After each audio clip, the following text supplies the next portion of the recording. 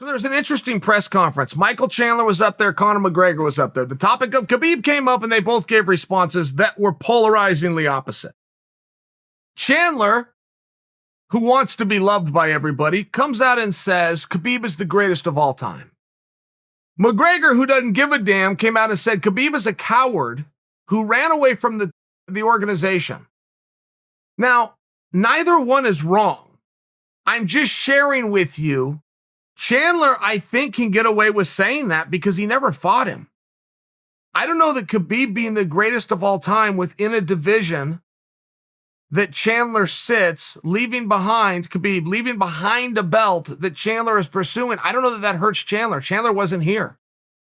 I think Michael Chandler's well within his rights to tip his cap, say the guy was great, as a way of saying it doesn't bother me that he's gone, as a way, of course, of telling another story. The story he doesn't want to tell, the real story, which is this doesn't affect my legacy because I wasn't here.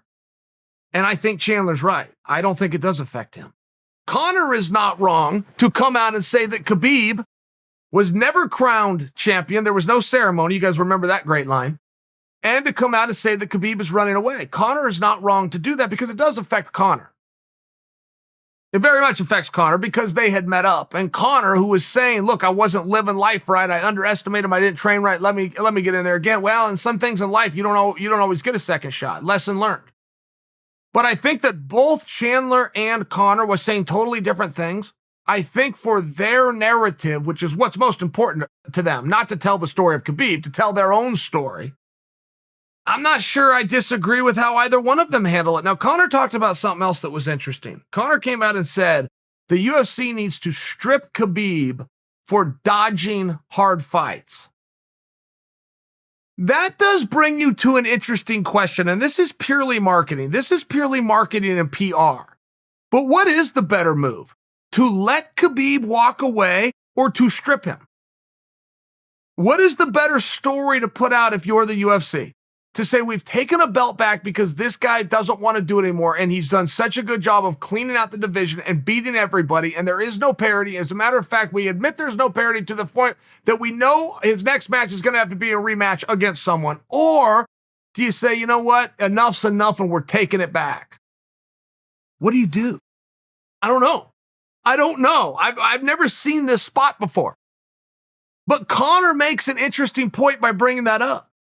That it's better for the boys if he yanked that thing. I'll tell you what Vince McMahon would do. Vince McMahon would take his belt back. That's what he would do. This happened twice. This happened 2 different times. Gal's name was Joni versus the fabulous Moolah. Can't remember Joni's name. She was a cup of coffee in like 1985, and the fabulous Moolah had the belt. Women's champion. Not the biggest draw back then, but it still drew, and they could still get matches at Madison Square Garden. And it was a meaningful title at that time. Don't forget 1985. This is before the mask is off. This is 4 years before Vince McMahon gets on the stand and testifies under oath that pro wrestling is not a competition. Now, some of you might think that's silly, but I'm old enough to remember the time when people argued and thought that it was real. So this is the world champion at the time, 4 years, almost a half a decade before the real world realizes it's not real. She's going to want to have that belt. Fabulous Moolah, who was the champion, refused to give it up. So Vince let her walk out there in a match where Fabulous Moolah was supposed to go over because she was refusing to go along with Vince and the writing team. Vince told Joni, her opponent, at some point in this match, I'm going to ring the bell. I'm going to take the belt off her. She's not going to know it's happened. It's going to happen on live TV. This is why Pride got away with fake fights, by the way. Pride got away with fake fights because they only brought one athlete in on it. So the athlete that won was able to celebrate and feel great about himself and do interviews without having to be a worker or an actor. He really thought he won. He didn't know the promoter went in the opponent's locker room with a stack full of money, which happened all the time in Pride. Not every fight, not even close. Not even the majority of fights. But Pride was fixed. If you're fixing a fight or two per card, you have a fake organization. So Vince, because he took the belt off the Fabulous Moolah on live TV. And I can't remember what happened. I can't remember if her shoulders went down and the ref just did like a speed count even after she had kicked out. I can't remember if he disqualified. I can't remember what happened. Because the title doesn't change hands in pro wrestling under disqualification. It must be submission or pinfall. Which submission brings me to point number 2. You guys will remember the Montreal Screwjob. Bret Hart was the champion.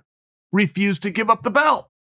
Cameras start going. They're live on TV. It's Vince's belt. Vince took his goddamn belt back. Vince did the right thing. He had the referee call for the bell and pretend that at some point in the melee, Bret Hart submitted. Only 2 ways to take the belt. Pinfall, submission.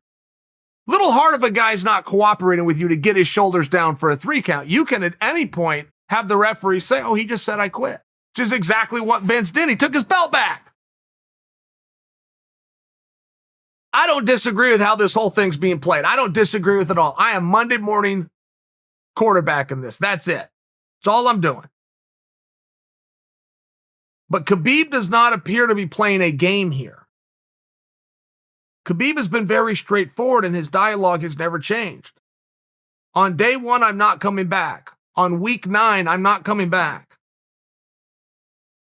Connor's on to something. Do you let him walk away or do you take it off of him? Vince McMahon would have taken his belt back.